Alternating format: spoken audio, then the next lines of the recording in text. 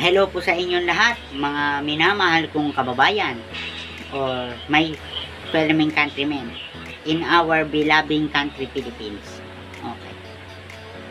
Magandang gabi po, magandang hapon, magandang tanghali, magandang umaga kung nasaan man po kayong panig ng mundo, lalong-lalo na po sa mga overseas Filipino workers or OFW natin na nagtatrabaho sa ibang bansa.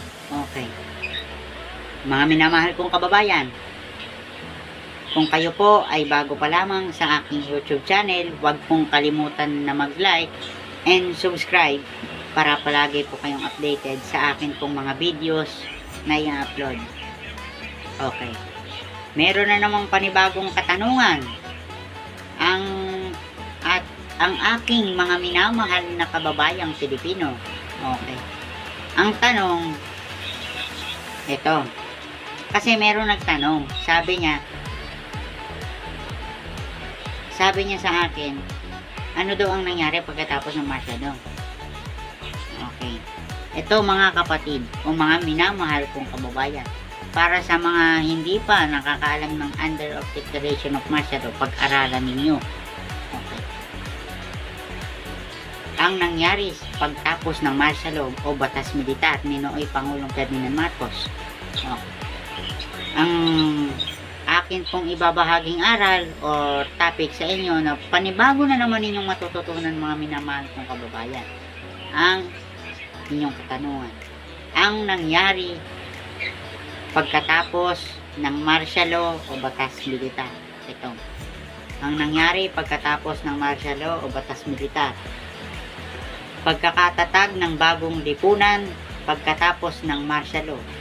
Nagpasya si dating Pangulong Ferdinand Edranin Marcos na itatag ang bagong lipunan upang maisakatuparan ang mga reformang pang-ekonomiya at pang-politikal na kanyang naisakatuparan.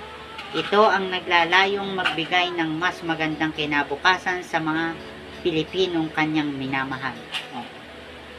Yan po, ang nangyari pagkatapos ng martial law, agad-agad gumawa at ito'y umaksyon si Pangulong Ferdinand Marcos at nagtatag siya ng bagong reforma para sa bagong ekonomiya. Ito'y tinawag ng ating Noong Pangulong Ferdinand E. Marcos Sr. na bagong lipunan. Ibig sabihin ng bagong lipunan, ito'y bagong buhay at bagong lipunan na tahimik ang ating bansa.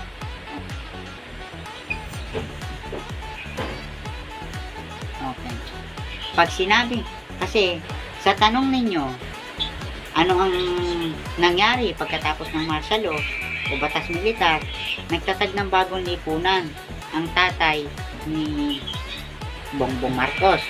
So, nung tinatag ni Pangulong Ferdinand E. Marcos na ang kanyang reforma ay para sa kanyang ikatutuparan at ang reformang ito ay pang-ekonomiya at ito'y magbibigay ng mas magagandang kinabukasan at magandang trabaho sa bawat Pilipino.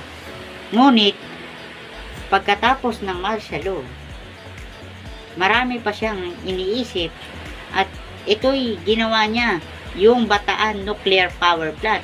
Yung Bataan Nuclear Power Plant na sinasabi ko ay nabanggit na natin ito sa mga huling ating topic. So, panoorin na lang ninyo ang topic tungkol sa energy sources. Okay. Kasi, pag sinabi mong done o pagkatapos ng martial law, ibig sabihin, inaayos na nung ating gobyerno ang bagong lipunan upang maisakatuparan ulit ang panibagong buhay o panibagong buhay o panibagong future para sa susunod pang mga henerasyon, lalo na sa mga kabataang susunod pa. At yung kinabukasan na yun or future na sinasabi ko, yun ay nabura sa isang iglap. Dahil noong February 25, 1986 ay nagkaroon ng snap election Ito yung mitya ng pagpapatalsik kay nooy Pangulong Ferdinand Marcos, ang EDSA Revolution. Okay. Sa susunod na mga topic, ang ibabahagi ko yung revolusyon. Okay. So, 3 days, nagkaroon ng EDSA People Power Revolution. Okay. Kaya yung mga plano ni Pangulong Marcos ay nawala dahil nga ay pinatalsik siya ng kanyang oposisyon or kalaban na sinooy President Corazon Juanco Aquino din, na tumatakbo ring Pangulo ng ating Pangulo ng Republika ng Pilipinas. Ngunit ang totoo ho talagang nanalo ay sinooy Pangulong Ferdinand Marcos.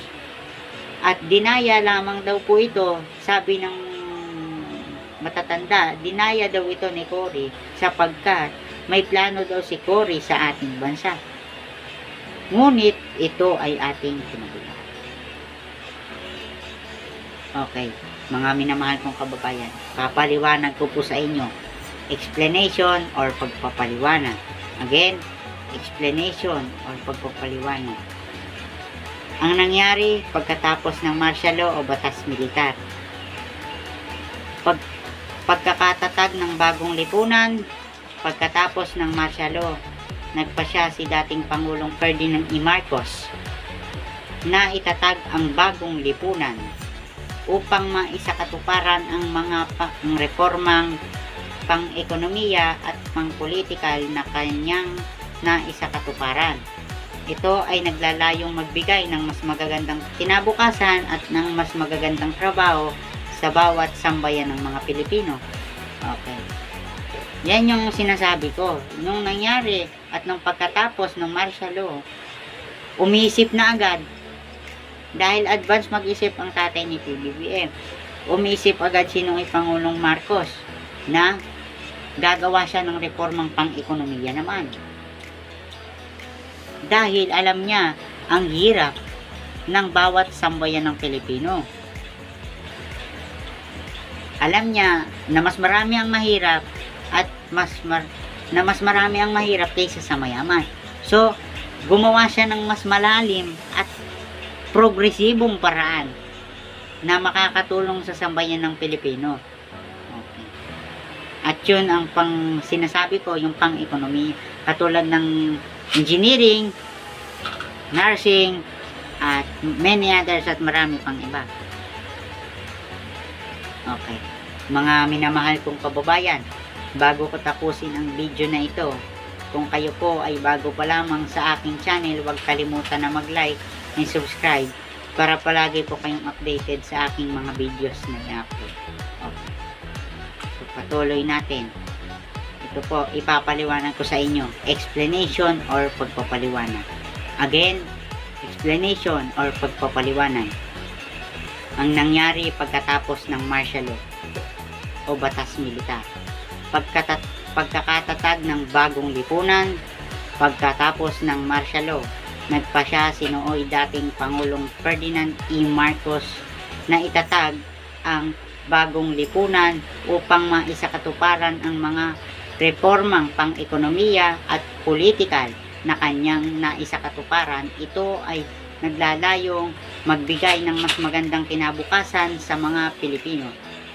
Yun lamang po, mga minamahal kong kababayan, sana po ay may nakuha kayong aral. Naway pumasok po sa inyong mga puso at isipan. Okay. Magandang gabi po at maraming salamat at mabuhay po kayong lahat. Mabuhay ang Pilipinas, mabuhay ang Pilipino. Tayo po ay Pilipino, may isang diwa, may isang gawa.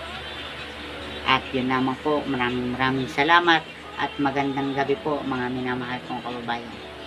At paalam.